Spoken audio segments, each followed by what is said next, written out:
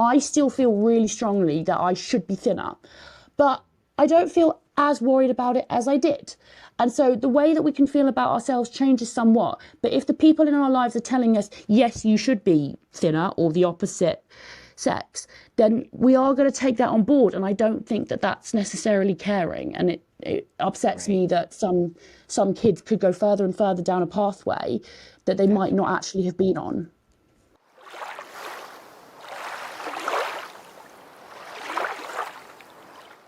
Hey y'all, I caught myself another one, and this is gonna be such a great interview. I'm really excited today. Now the person who's with me is not comfortable showing themselves, and so I respect that, and so you'll see a blank screen here, but you're gonna see my ugly mug during the whole time. So I hope that doesn't distract from the conversation. I'm really excited to have this conversation, but before we move forward, like, subscribe. I kind of have to do that. So I'm really helping me sort of get this channel moving, and people seeing all these interviews and all the amazing comments you all keep giving me is just incredible. And the really the respect you give to the people who show up says a lot about you all. So thank you so much for doing that.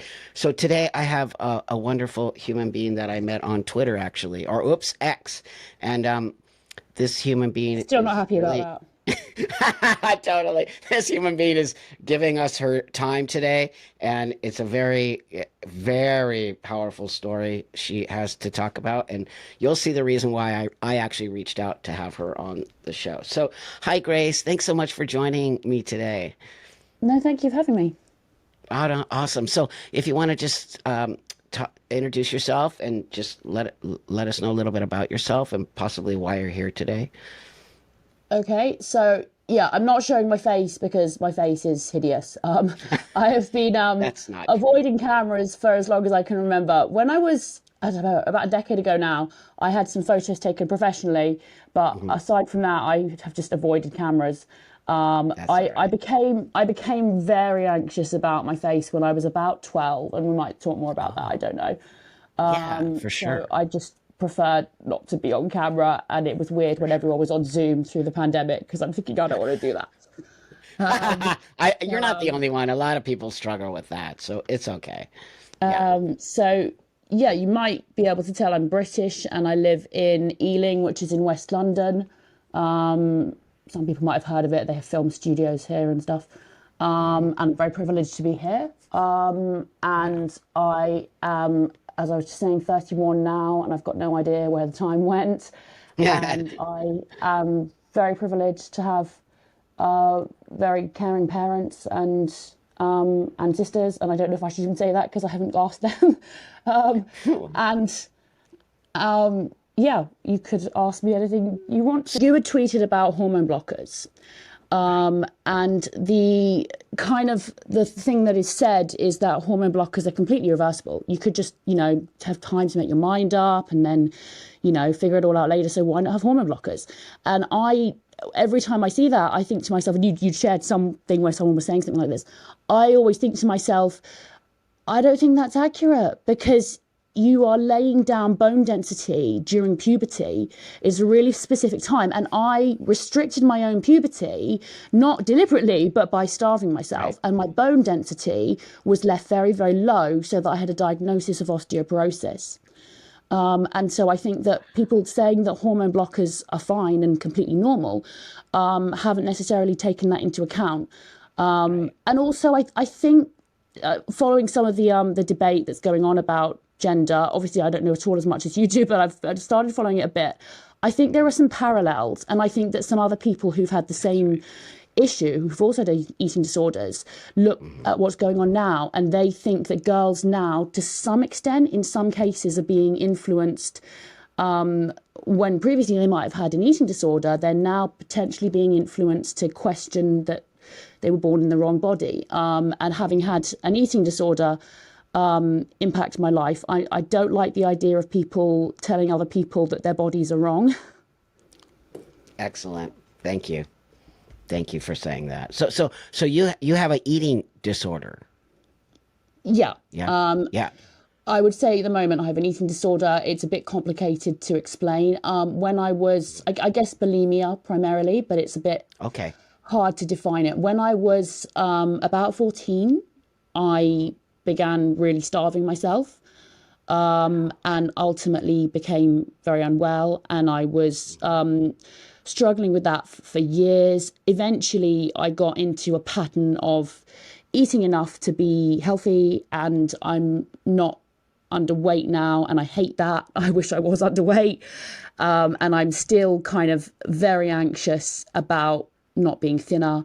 And I can only eat because I exercise obsessively. I also was diagnosed with Asperger's when I was 13. And that really interconnects with the eating disorder because it means I'm in patterns. I keep doing the same thing again and again, and changing patterns is very hard, and thinking about other things is very hard. And I'm noticing that now it seems that everyone is on the autistic spectrum. I feel like every other person I hear about has just had a diagnosis of being on the autistic spectrum. But for me, yeah. So if I sound really socially awkward, then it's partly because of my Asperger's. So I apologise for that. No, you actually don't. So I know I'm actually, Grace, I'm actually blown away. It seems like there's so many young people who are autistic in the trans space. It's mind blowing to me. That was never the case. So I'm going to ask you this: do you think that people are either being overdiagnosed or they're being just self-diagnosing as autistic on some level? I mean, why? That's a good question. I've thought about that a lot. I think that I mean, I've not done lots of research into it. I think it's probably the case that more people are being recognised who previously just wouldn't have been recognised as being on the autistic spectrum. Some people do self-identify and don't have a diagnosis, so that'll be a thing as well. And obviously, some people feel a comfort in having some kind of label, so they might choose to identify that way without a diagnosis. I would imagine it's possible that some people are being wrongly overdiagnosed. I've not looked into it, but there was recently an investigation here by the BBC that found that people were being falsely diagnosed with ADHD by clinics that want to make money out of them. So I'm guessing it's possible that could happen in some cases. But I also wonder, and this is just a weird theory I have, I wonder if there might actually just be a slight increase in the numbers of people on the autistic spectrum because of technology. And that is to say that, like, in like Victorian times, say, if you were really socially awkward, you would find it hard to find a life partner to have kids with because you were socially awkward. But now, if you're socially awkward, because of technology, it's easier to find a fellow fan of whatever you're into online and find a life partner and pass on your genes. But that's just a theory I have. I've not researched it. Well, it makes kind of a lot of sense. I mean, technology has changed so much in our world, as you know. I mean, a lot of this has blown up because of technology. You're able to reach somebody across the world now who's like you or whatever. I think for me, I'm going to equate that to the trans movement and why it exploded in such a way, especially with a younger generation of kids. You can self-diagnose as trans now. So on some level, you could do the same with all of these sort of disorders, right? You can go on TikTok and watch all these kids say they have so many different disorders. It's great. It's as if they want to have a disorder. Yeah, well, when I was diagnosed with Asperger's, I did feel pleased that I had the diagnosis, partly because I thought it helped me to make sense of how I'd always felt weird and been bullied. So I can kind of understand people liking to have a label. But I think it's really problematic when the label is something that causes you to make changes that might not be in your best interest. And when other people tell you that you need to keep on making those changes. And that worries me. I totally agree with you. And you're right. And against your own self-interest. That is a great way to put it. Instead of people understanding, what is this going to do for me in the long run? And instead it's like right now, trans joy, everything is trans happy. But this is something lifelong that I took on. This is a commitment I took on forever. I didn't just take it on for 20 minutes. And that's the dangerous part of me, for me to see as an older person, young people just saying, I'm trans joy. What happens when the joy of all of the attention wears off, right? Because that will happen. I also think, in part, I feel I became, while I was a teenager, a Christian. I've got really supportive Christian parents, but I didn't really believe it until I looked more at science and thought, actually, I think science supports the idea of a God. And then I read about the evidence for the resurrection. So I became a Christian, and when I was really emotionally down because of what I was going through with my eating disorder, I developed more and more of a relationship with God. But I think as a Christian, I'm always observing things about wider society. And one of the things that strikes me is that people, to some extent, instinctively, they want some kind of identity, and they want some kind of a cause that makes them feel like they're on a kind of moral crusade. I don't mean that in a derogatory way. I'm not trying to say that, but it's kind of like, as we've lost the idea of religion from our society, people are replacing it with other things. And again, I'm not trying to be criticizing when I say that, but it's kind of like when you don't have the identity and the community that you previously had with the church, you look for it in other places. And obviously, you know, there have been lots of problems with the church throughout history. I'm not denying that, but it feels like a kind of a replacement in some ways. Wow, that's a great analogy and example. And I don't feel that from you at all. I've actually interviewed a couple Christian people here, and it's not, you know, for me, whatever you need to do. What I don't like is when people use things in a way to be manipulative, and I do not believe that Yeah, I know. true Christianity. True Christianity is about love and acceptance, and I have so many. You would be surprised. I have so many. I'm a white conservative Christian mom. To me, I get emails like that, and I think you're great, Buck. And I'm just like, okay, that's awesome. Yeah, But you see, we have that divide. Yeah. it's very different where you are from here. I mean, Okay. I follow things going on in America a fair bit because it influences what goes on here in Britain so much. And it's very clear that there's a massive kind of, I don't know, people instinctively labeling themselves as Christian in America because it's part of their background when they're not necessarily actually trying to follow Jesus. That's true. There's not as much of that here. It's much more secular here. There is a bit of that, but much less of it.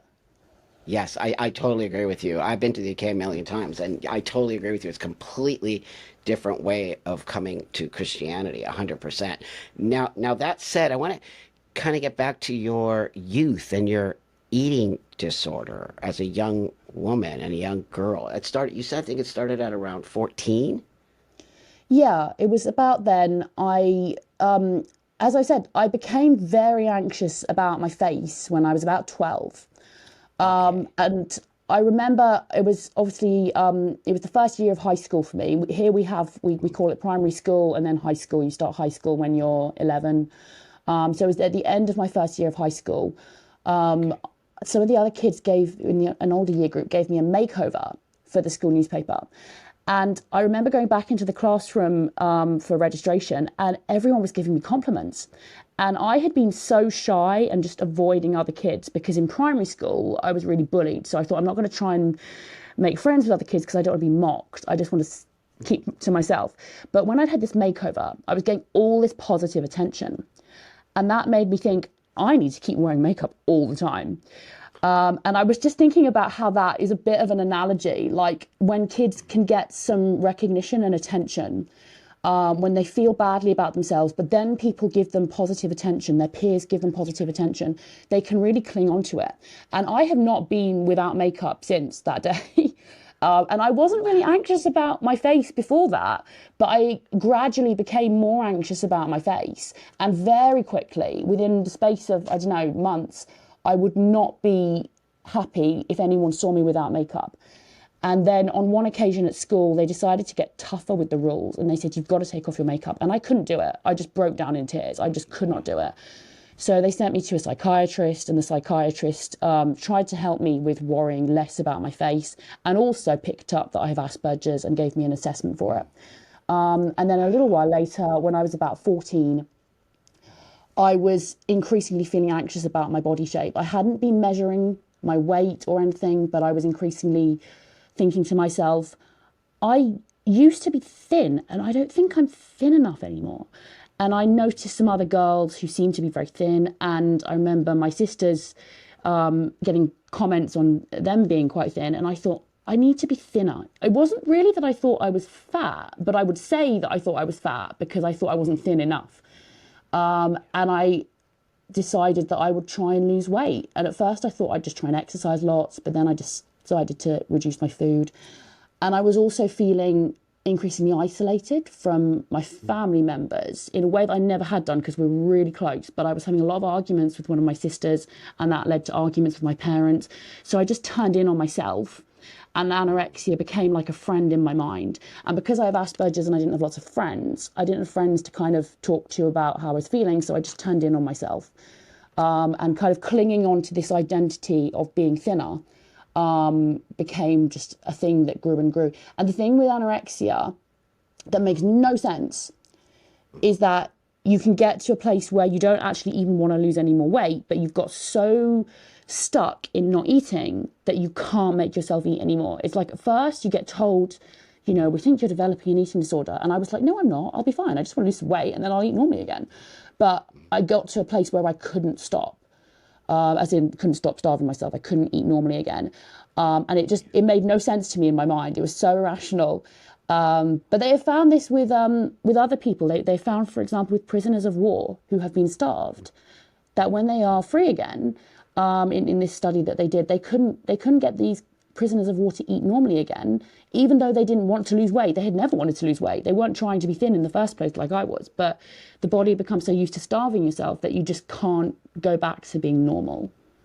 So yeah, that was the beginning.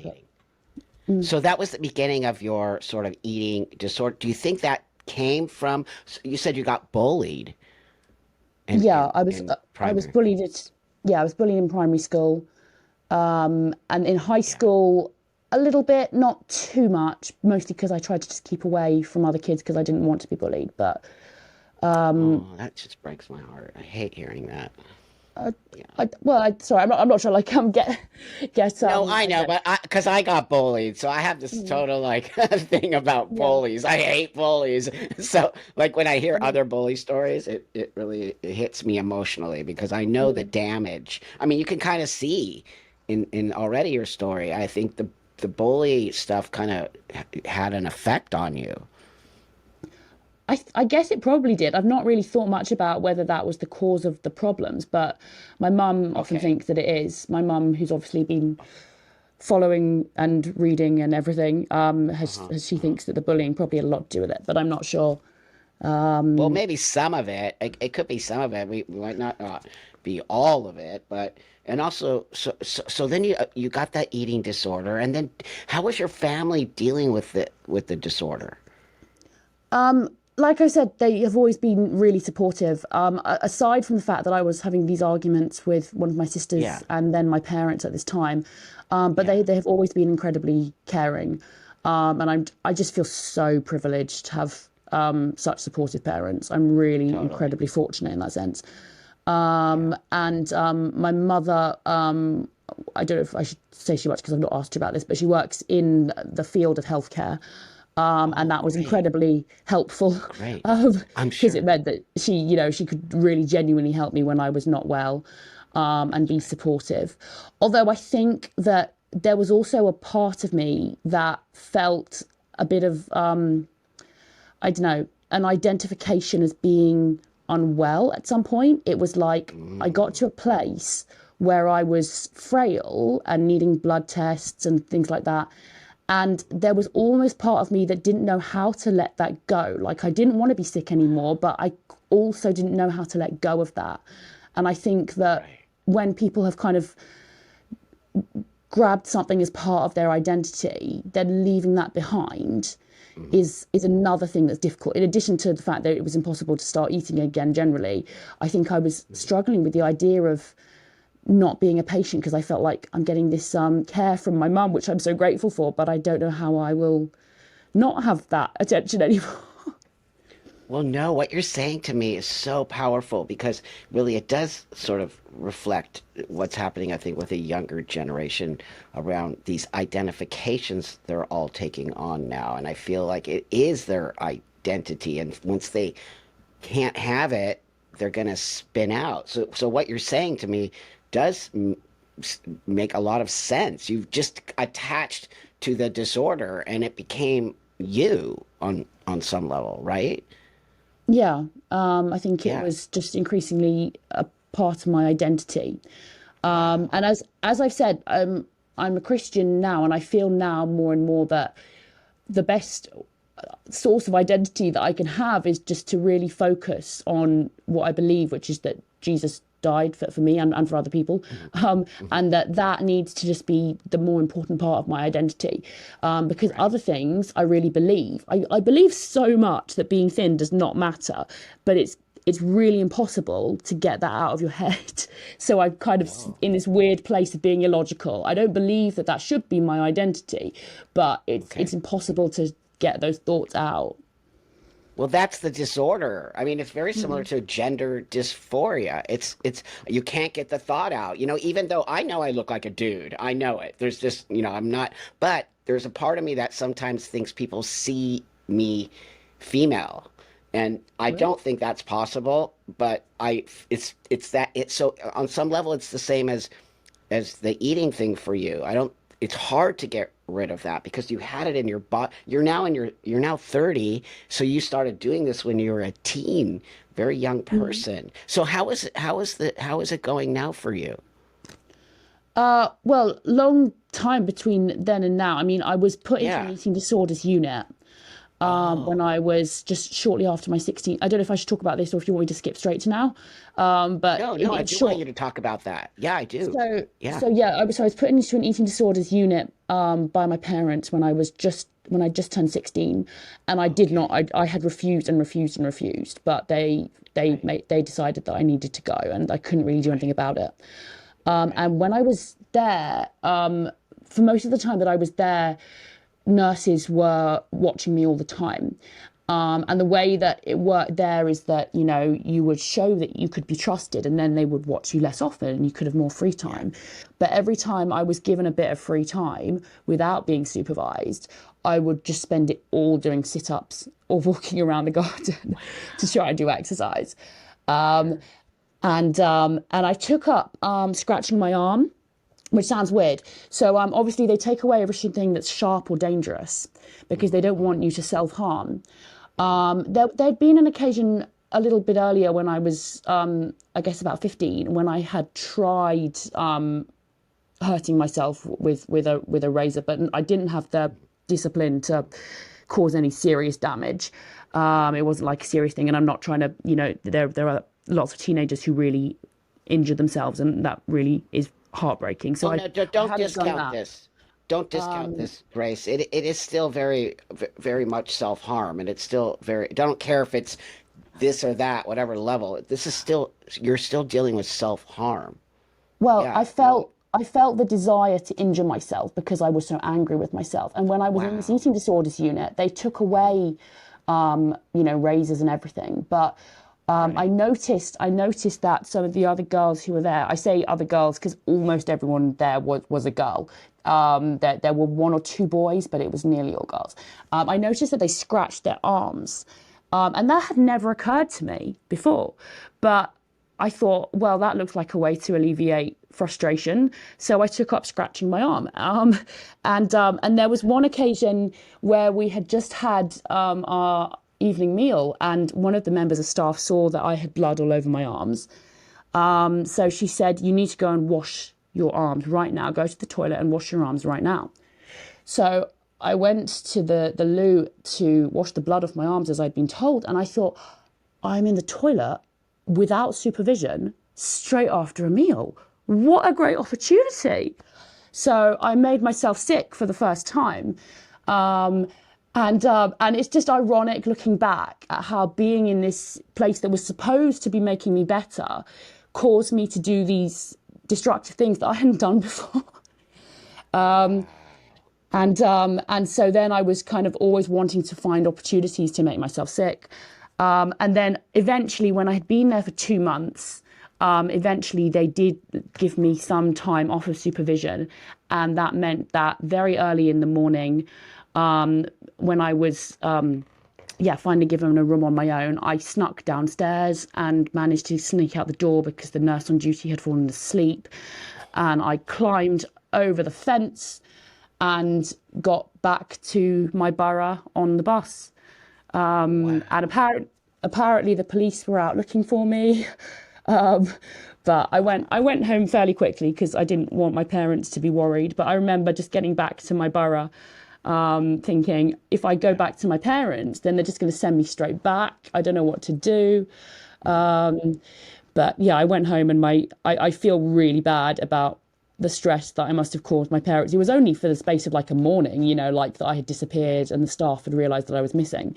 But I feel really bad about the stress that must have caused my parents and the police time looking for me. Well, you were struggling, friend, and I'm sure your parents, understand that. You were how old? 16? Were you Yeah, I'm 16? 16 Yeah. then. So Yeah. then I was allowed to return to school and I did what we call the sixth form here, which is the final 2 years of high school, and the exams that we call A levels. And got a place at university and took a gap year where I was just doing loads of fundraising because I'm so concerned about children starving in developing countries. Mostly did that in my gap year. And then I started university, and at university I just messed everything up because again I was really reliant on exercise to be able to eat, but I didn't have time to exercise as much as I had done because of being on university campus. So eventually I just stopped eating and my weight went down and down. And I had been hiding a spin lock dumbbell iron plate in my jeans under like a shapeless top. So when I was weighed by the doctor, I had this big bit of iron hidden underneath to bulk up my weight on the scales. But then eventually a dietitian noticed this. And so he realized that my weight was actually low. And he said, I think you should just go and have an ECG now. And I went straight across the road from the clinic to the hospital and they gave me an ECG and they said, we think we should just keep you in overnight. And I was thinking, I just want to go home. And then they sectioned me.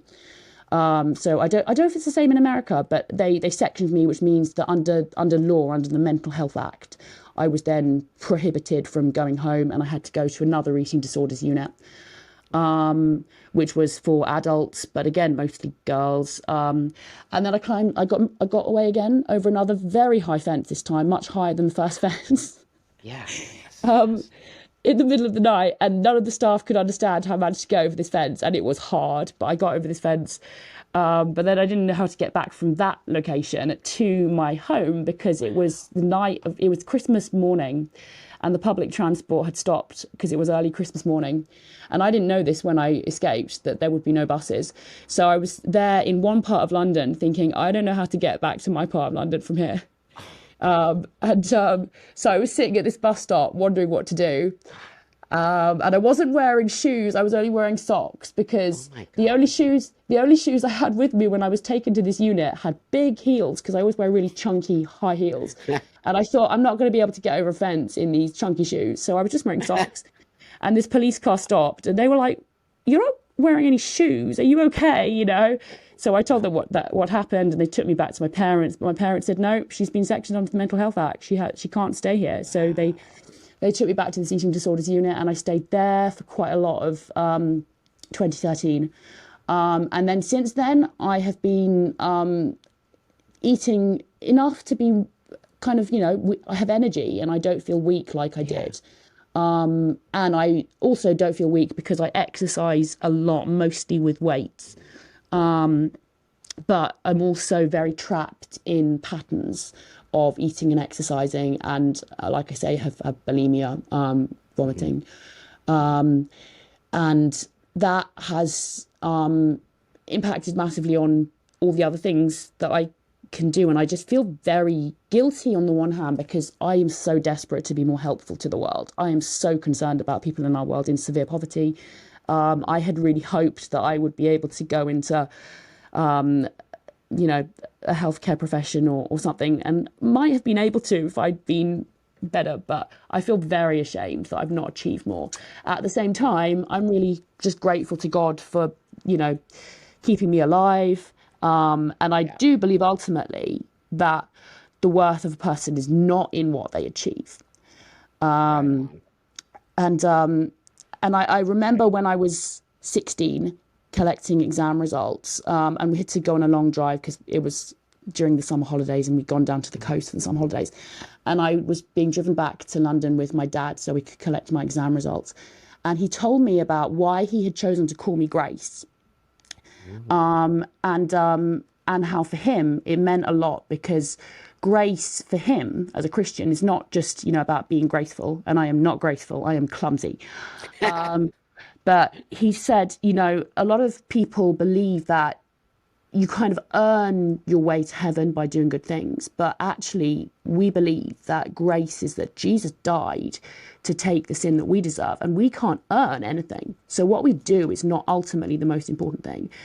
It's all that, Jesus has died for us. So that's what my name means to me and to my parents. So I got it tattooed on my arm. Um, and so I really believe that my worth is not in what I can achieve, but at the same time, I feel really guilty because I want to achieve more to be helpful, and I feel ashamed that I've not succeeded Oh. because of this stupid problem.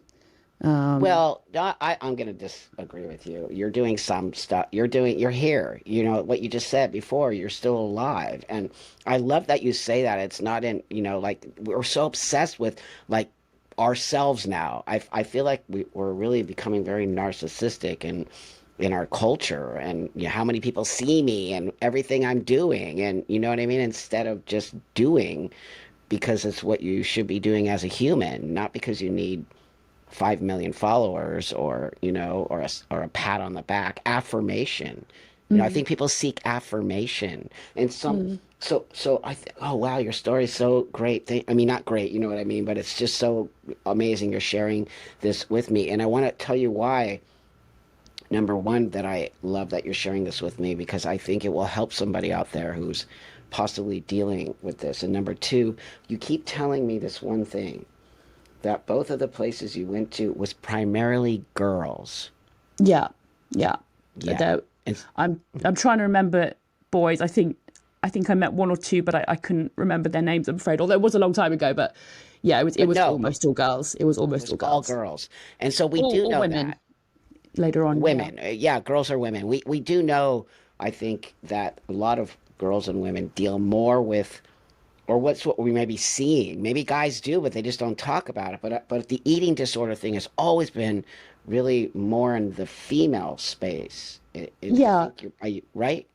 Yeah. it definitely is. Although there are some boys who struggle with Sure. anorexia or bulimia. What there is Sure. increasingly, and this is being recognised more and more here. I don't know if it's being talked about where you are, is that some boys are struggling with feeling very much that they need to gain muscle mass, and they are becoming obsessive Yeah. about doing exercise. Obviously, I'm obsessed about doing exercise, but Yeah. this is becoming a thing for some boys, and they're also taking things that they should not be taking to try and That's increase right. their muscle mass. So, Yep. in some ways, it's a bit of a parallel, but obviously, the health outcomes are different. But That's right. yeah, boys are definitely under pressure as well, but in a slightly different way usually. And it's funny. I had been told when I was a teenager, really still starving myself and not wanting to eat. I was told, you've got to gain weight, and I was thinking I don't want to gain weight.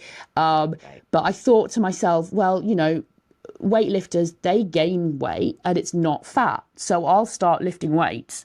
And I've been doing that ever since. And obviously, I don't look anything like, you wouldn't know to look at me that I lift weights necessarily, unless I were just wearing my underwear. I've got a low body fat percentage, but I don't look like a bodybuilder.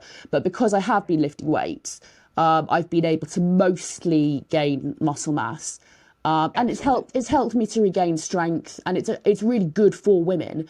And Yeah. actually, women should be encouraged to lift weights more often and not just do cardio, because it's healthy for us. Oh, But totally. Yeah. boys are increasingly being encouraged to become obsessive about it. So that's a concern as well. Well, I see that. Also, when I transitioned, that was my my ultimate goal, was to have that muscle body, because I got sucked into it as well, that this is all body dysmorphia on some level. And that's a great Mm. analogy. Thank you. You're right. Women, I think, more about being thin and this, because that's what we see, and then men more about being muscles and ribbed abs, like how many abs do you have? Like crazy stuff like that. I see little kids. I have an 11-year-old kid, and I see him. He talks about Yeah, I abs all the heard. time. Oh, Yeah, he oh, talks about abs. I'm like, what? Why are you talking about abs, dude? Like, yeah. what are you talking about? You're Oh, 11. That's weird. Um, So I think one of the reasons that I wanted to bring you on here is because I these disorders that young women deal with, and mostly I think a lot of it has to do with body. It's like, especially puberty, your breasts start to grow and you start menstruating, and these are very No, difficult things. So you didn't start to menstruate, did you? no. No, Because I had a bet go with my mum for a while. My mum kept saying, "I'm sure you'll start your period soon," and we literally had a bet. Because I think I kind of couldn't get my head around the idea that things were going to change. It wasn't that I didn't believe it. I always think that right. things will stay the same for some reason in my mind, just changing Right. things. It's partly the Asperger's that we kind of think that things should be the same. Things changing is Okay. just a bit weird to think about. So I just didn't really like think much about the fact that my periods were going to start, and then about the time they might have started, because my mum. I don't know if I should say it again. I think it goes in our family that we start quite late. So Okay. Yeah. you know, I think, and obviously, as you'll know, the age that people have their first periods has been coming down and down. I know. I know. But so the school nurse was starting to think when I was 14, why hasn't she started her periods yet? But I didn't care. I really couldn't care less. And then I was starving myself. And so, aside from on one occasion a couple of years ago, I have not had periods, Wow. which is great. It saves a lot of hassle, and a lot of money on tampons and things like that. Um, but um, but I think if I were a normal female who felt that that was part of what it is to be a woman, then it might bother me.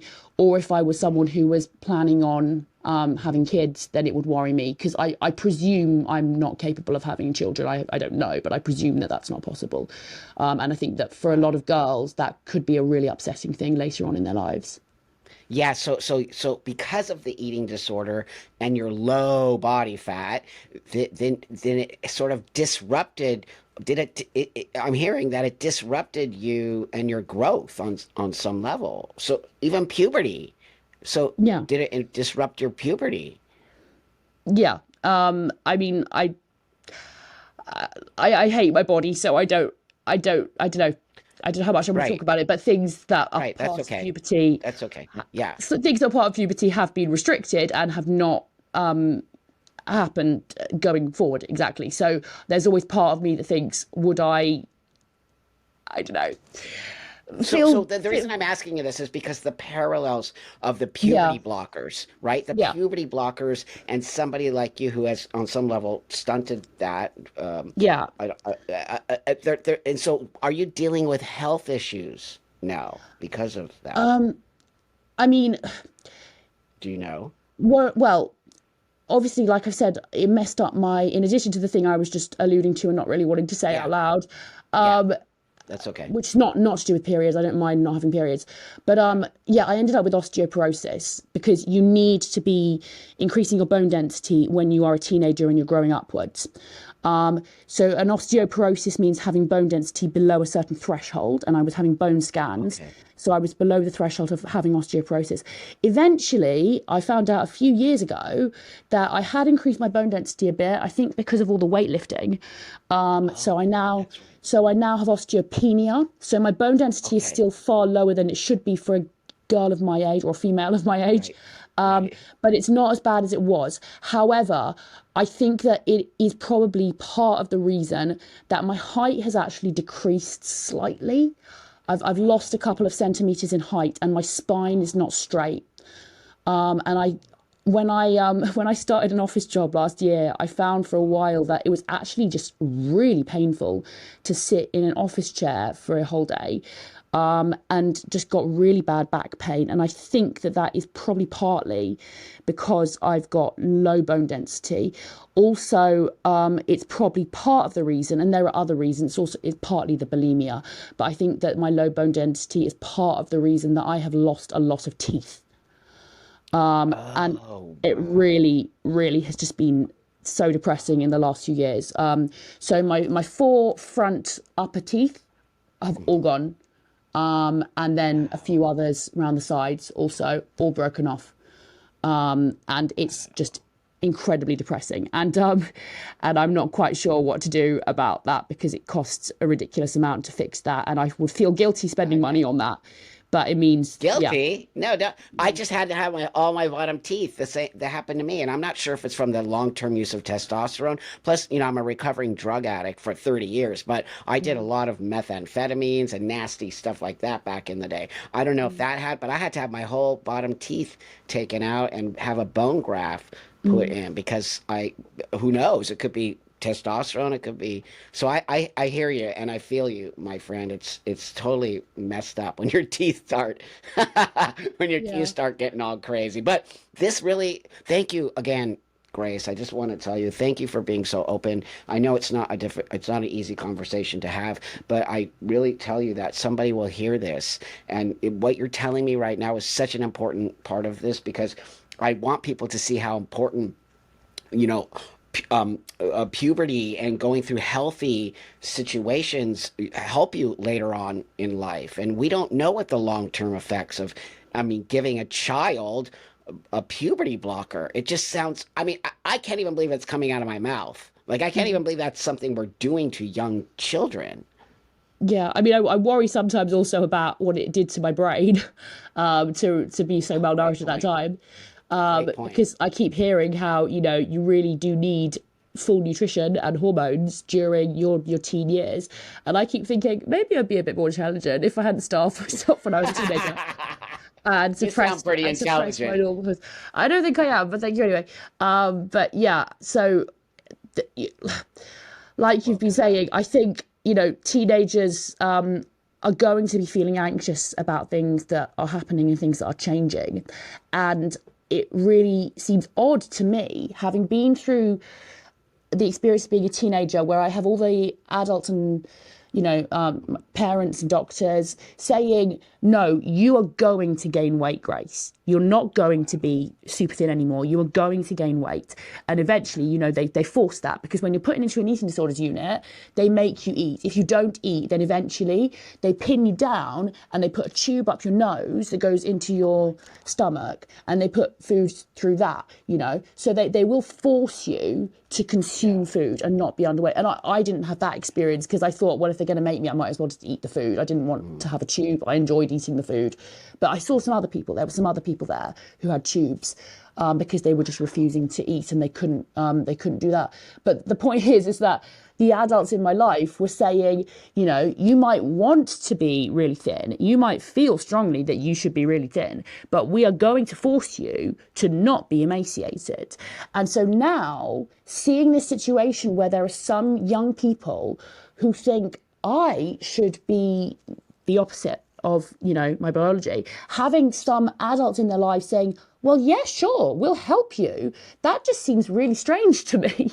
I can't quite Yeah. get my head around it. And it doesn't seem, and I know that it's probably most of the time, for parents at least, most of the time, if they affirm their children, then it's mostly coming from a good place. I don't think that's necessarily the case with Sure. or clinicians, and I think that it's being driven by money. But I think that most parents affirming are trying to be caring, but I don't think that affirming someone is always the best way to care for them. And that's really obvious with smaller children, like with really little kids. If they want to do something dangerous, then we know that it's not caring to just say, yes, go for it, because kids can feel different things. And to some extent, how we feel about ourselves changes somewhat. It doesn't completely change. I still feel really strongly that I should be thinner, but I don't feel as worried about it as I did. And so the way that we can feel about ourselves changes somewhat. But if the people in our lives are telling us, yes, you should be thinner, or the opposite sex, then we are going to take that on board. And I don't think that that's necessarily caring. And it upsets Right. me that some kids could go further and further down a pathway that they might not actually have been on. Oh my God. Thank you for saying that. It's exactly how I feel. You have to have some pushback. When I transitioned at 30, I didn't transition at 10, and I lived a whole Yeah. life of whatever I needed to do to get to this space. But I remember my therapist pushed back on me. What does it mean to be a man, Buck? What do you mean you feel like a man? You know what I mean? Questioning for 2 years until and you're saying the same thing. If these kids aren't going to eat, they're not going to just sit there and let you wither away and die of starvation. They're going to force you. And that's not what they're doing with these kids now. They're just saying, okay, you feel like an animal, you feel like a lizard, you must be a lizard. Like what, where, how is that medical? How is that caring? It doesn't make sense. I mean, And anyway, like I said, I think, and again, this isn't about parents, and it's certainly not about all doctors and no, clinicians, but I do think that no. part of it is driven by a profit motive, because Well, it is. the organizations giving these kids hormones are going to be making money from them for life. So I think that's part of it. And I also think it's partly that our culture is very much, I think it's just, to do with lots of advertising. We've got all this stuff coming at us all the time saying, you do what you want, because that is how corporations make money off of us. If corporations throw adverts at us saying, you're right, you want this is what you should have, and you can buy it from us, that kind of messaging that's very kind of affirmative is ultimately driven to some extent by profiteering. But we don't necessarily recognize that because we're just being used to being told, yeah, you're right about yourself. Actually, sometimes we're wrong about ourselves, and I'm wrong. I'm wrong to feel that being thin matters. I don't believe that being thin matters, but I feel like it does. But I don't need other people telling me that as well. And I just feel like it's a shame if children are being told that they're in the wrong body. Great point. Oh my God, you just hit it on the head right there. You just said what needs to be said. If you weren't affirmed that, yeah, you're right, you're not skinny enough, you were not ever that. So you're right.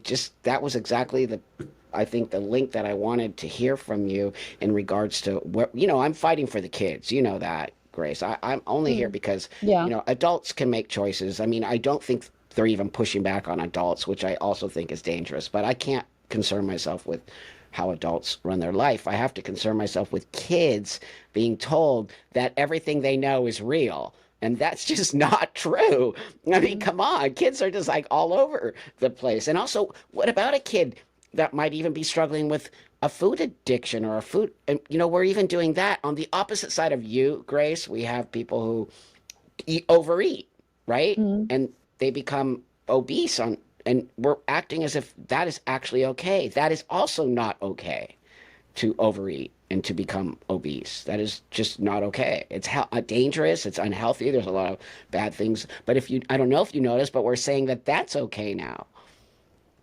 I mean, I don't know. I feel awkward commenting on this because of That's obviously okay. what That's I've been okay. through. You But don't have to.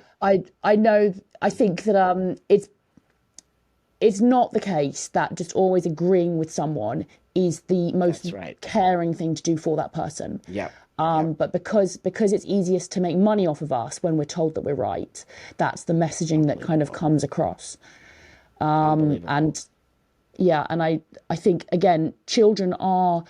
I mean, adults as well are to some extent, but children are particularly influenced by different things in their environment. So if they're being told that they're right to think they're born in the wrong body, they really will run with that. I think, as stupid as it sounds, part of the reason that I felt I needed to be thin was Disney princesses and Barbie dolls, which is so stupid. But I really think looking all the way back, seeing those images when I was really small influenced how I felt I as a female should be shaped. And I just think ultimately, though we have some things in ourselves that are very much rooted deeply, there are also lots of things about us that are influenced by external influences. So I think that's not necessarily being accounted for No, enough. no, definitely not. No, like when I always say social media is really not healthy for these kids. People are like, "Oh, Buck, the trans people have been around forever." I said, "I know that. I realize that, but not in the mass. Yeah. Not in the masses that a 4,000% increase in young girls Yeah. transitioning to want that's just absurd. That's like imagine if that happened with the eating disorder. We would be like, wait a minute, something's not right here. We would, but why aren't we doing that with trans? I mean, I'm not asking you to say that, but I'm just, sort of saying like, why are we okay with mostly young girls, doing this? Not young boys, mostly girls. I think part of the reason again is, like I've said, it's partly that people are looking, the girls are looking for a sense of identity, and they're looking for a way to fit in with friends who affirm them, and they think that it's a kind of moral crusade. That sounds very derogatory, I don't mean it like that, but it's kind of like a cause that they can be Yeah. behind. And adults think, if I'm affirming, then that's a cause that I'm supportive of, and that makes me cool and kind to be supportive of that cause.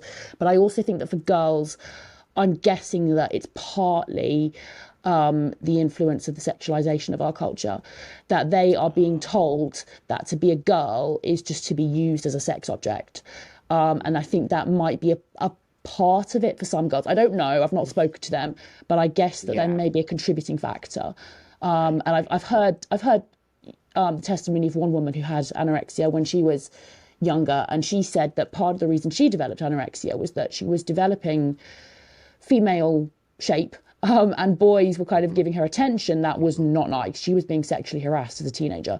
So she starved herself and had anorexia. And she said, if she were a child or a teenager now, she would have been told that not liking her curves meant that she was probably trans. And I wonder if some girls who have pornography thrown in their faces for a really young age might feel partly that they don't want to be like that. They don't want to be used like that. They don't like these female body parts that are used like that. And I wonder if that may be a factor for some girls who are feeling like that. But Yeah. Yeah, yeah. I think I think, I think on all everything you said is very true. You want to fit in, you want to do these things, and being a girl is not so easy. And then sexualization is real. It's an actual real. I remember when I was a young kid and I felt that. Ugh, I hated it. Like that feeling of, when someone says, "Oh, you're growing up, you're becoming a lady." Like, what? When your breasts are growing and you get comments from creepy old men. And that's a huge thing that I think young girls deal with. And now you're right, trans has been handed to them as a means and a way of getting away from that. I do think that is partly one of the problems happening. You say creepy old men. Was it only old men, not peers? Yeah, it was no, I got creeped on by men, actual like uncles and people like that. No, I got creeped on as a young girl. So what's I'm interesting sorry. is, no, it's okay. Now I do therapy still. I've been doing therapy for 30 years. I'm pretty good in my space. But that being said, since all of this new trans stuff has really happened, it's not that I question my transition. I'm very solid in it. I'm very happy with where I'm at. Again, making it as an adult and really making the decision, never looked back. But that being said, I always wonder, could some of the trauma that wasn't addressed, because some of my trauma was never addressed in my therapy throughout the years, and I wonder sometimes, did I have this aversion to men sexualizing me, and I wanted to be a man? You know what I mean? Because I can remember since I was a little kid, always wanted to be a boy, always. Mm. So who Yeah, knows? But I'm I so think I'm it's so now sorry. bigger. Yeah, Oh, it's okay, friend. But thank you. Yeah, thank you. I think girls are finding that it's not only, well, I say only, it's disgusting that you were getting perved on by older men, but also I know. So good. I think it's happening in schools amongst their peer group probably more than in the past. I'm not sure, Yeah. but I mean, Yeah. I remember having a few boys at school making sexualized comments towards me and just feeling so traumatized by it, so disgusted. And that was just some comment, but there are plenty of girls now who are being, sexually assaulted by their own peer group, and they have porn thrown in their faces. It will come up on social media even if they don't look for it. Yep. And so I That's wonder right. if that is all kind of adding even more to the whole mess. And again, I that's do. that's profit driven too. Well, yeah, we have the phone now. We have the phone, and kids have access to anything they want on the phone. So, I And not just stuff definitely they agree. want, also stuff they don't want. That's right, and I agree that I think sexualization, it has been put, and too many of these young people can see things that they should never be seeing ever, but they are seeing it, and there is a But I also think now kids have a different way of being because they're being sort of exposed to these kinds of things, so they don't understand it the way me and you understand it. They don't understand seeing some pornographic piece could actually be detrimental later on when you're 14 and you're seeing that. I don't think that they realize that it can actually make a make you think in a different way, or if that makes sense. I think boys and girls are different too when it comes to seeing and having sexual things happen with them. I think boys have a different way of coming to sex than girls do, in I my opinion. Well, Yeah, yeah, I think that's the general consensus. I mean, you say coming yeah, to these things in a different way from how we would. I wouldn't know because I've never watched yeah, or seen any porn. Um, yeah, but yeah, yeah, just yeah. I have read that it can come up in children's social media feeds or be shown to them by their peers, even if they don't Totally. want to see it. That's And right. and it, That's right. yeah, I was traumatized enough just finding out where babies come from. I can't imagine what it's like for kids, Oh gosh, being shown no, these it's things. horrible. Look, it is not okay. There's no way that any kid should ever be seeing those sexualized photographs or video or none of that. But now it's just everywhere. It's just, you know what? You can just, that's the thing. Have access on the internet, which I think has been very detrimental to a lot of these young kids and why they are trying to grab onto trans or non-binary or things to escape. It feels like it's an escape to me. It's Mm. just like I think just like eating disorder on some level is an escape from something that you're not happy with. So you're still struggling with your eating disorder. Yeah. Yeah, I mean, things are obviously so much better than they were in many Mm, respects. I mm, don't feel, I suppose, looking back at when I was starving myself, I wouldn't have imagined then that I could be as the current shape that I am, which is kind of, mm. slim but not really emaciated. I wouldn't have thought that I would be able to cope with this at all. So I guess in some ways things are better than they were. At the same time, I worry a lot about not being thinner. And in my mind, all of the time, whenever I see another female, I'm thinking, is she thinner than me?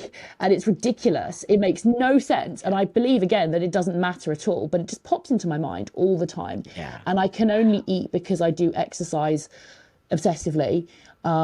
So I'm kind of limited in the things that I do. I don't Yeah. go out and do all the things that normal people do. I'm very much in a routine and a rigid pattern, and that's partly also because of Asperger's. So it Oh, really impacts on my life in that sense. But at the same time, I'm better than I was, and I'm grateful for that. And at least three of the people who I knew in eating disorders units have since passed away. Possibly oh, more. no. I didn't keep in touch with everyone, so I don't know if it's more than that. But at least three have passed away since I knew them. So yeah, anorexia is not not good. But I'm grateful that I'm at least here, and I'm ashamed that I've not achieved more with my life. But I'm also glad that I'm here, and I'm so grateful that I have such supportive parents. Yes. And I'm so grateful that I really believe ultimately, though I don't feel it because I can't get my head around it, but I do believe that God loves me and others, despite Yeah. not achieving all the things that I feel like I should achieve. You're 30. You're 30. You're not I'm 80. Just 31. I'm 31. Yeah. okay, you're 31. Yeah, Yeah. my friend, you are young. You have a lot of time left on this earth. And whatever, you're very passionate, I can tell. And wow, I think you have such a grasp on this, eating thing that, I think it's amazing that you, on some level, really did level out, but you have a consciousness of it, which I think is the number one most important thing, having the consciousness of understanding. I have this situation going on, but those things keep the same with me. I have that dysphoria, it never goes away. I always think, oh, someone knows I'm a girl. You know what I mean? Like, Really? it's like, oh my God, someone knows Gosh. my hands are too small, my feet are too small. It's very similar on some level. It doesn't ever go away. And that's what I think, that I feel very passionate about being an elder trans man to the young generation. I'm like, hold on here. Your dysphoria is not going to go away just because you cut Mm, your boobs off. mm, Something else is going to come, and something else is going to come. It should be the last resort, should be medication and surgery. The first thing mm. you should be doing is mental health and actually trying to get out of it, not trying to get into it, if that I makes think sense. Yeah, you're really right. And I think also it just brings to my mind something I've been thinking about recently, which is that we can't resolve completely all sorts of different problems. That I recently read an article about how a healthcare trust here in my country has been reshaping their guidelines regarding eating disorders. And they have decided that people who have really long lasting eating disorders might be offered palliative care. Oh, And that really disturbed me so much and had me in tears. wow. Because for me, it doesn't feel like I would. Of course, my eating disorder is ongoing. It just continues, and it's so much better than it was in some respects. But it's also I don't feel it's possible, like in theory, but I don't feel like I'm going to be free of it completely. I could be in theory, but I feel like it's ongoing. But at the same time, even though I have these issues, I enjoy things about life. I am grateful for many things. I feel like some things in my life wouldn't have happened if I'd always been healthy. I wouldn't have actually spent time finding out about the reasons for believing in God if I had just gone straight through as my career as I'd planned. And I'm so grateful that I have a relationship with God more than anything. So I feel like even when a person is limited and is not well, or if a person has some kind of dysphoria or some kind of problem, even if it can't be resolved, there is still life to be enjoyed. And if you can't completely fix a problem or some kind of dysphoria, we shouldn't just despair. We should try and kind of live as best as we can. And, there is goodness and all sorts of things to be brought out of difficult experiences. If everything in life were really perfect, then we'd actually be missing all sorts of things. But bad things that happen and bad things we feel can actually lead to positive things and goodness that we might not otherwise have. And I feel like, yeah, I feel like God can work through bad situations, but that probably sounds daft to people who don't believe it. It sounds amazing, and actually how I live my life. That's why I keep saying you've got to let kids struggle a little. You can't just try to save kids from any struggle and like, oh, we're going to just give them this and everything's going to be okay. That's not true. Everybody struggles, and and you struggled to get to this next heightened awareness. What you just said, you would not have the relationship with God if you didn't maybe struggle through this situation. So you do have a higher purpose, my friend, and you didn't die, and you are here and you're sharing your story with the world, and that is a huge thing that you're doing. Not everyone would share their story, and so who knows what your purpose is, but your purpose is to be here. That's what I think. You're not supposed to be gone. So I Well, think that's you very have kind of a you. Yeah. well, no, I think you're a very strong person and you have a will to find out why the situation happened to you. But you live with it. So you live with your disorder. And that's really what I want people to see. You don't ever sometimes I don't think you really do get rid of disorders. I think they're there and you find a way to navigate them. Right? Yeah. Yeah.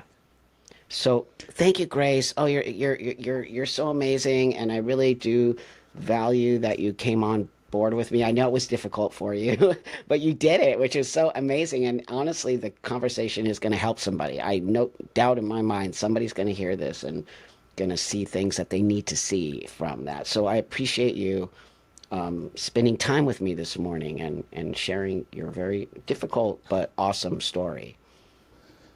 Oh, it's been really nice to talk to you. I'm really grateful. It's funny you saying this morning. It's like dark outside because it's the evening. Well, it's not Yeah. even morning here anymore, but that's Yeah. me. I don't even know what day it is anymore. I'll be honest with you. But thanks everybody for watching and subscribing and all of that. And please leave Grace some beautiful comments. She really gave herself here today in a very difficult story. And of course, I'll see you guys all at the live this coming week. And thanks again for supporting my channel and supporting these beautiful guests.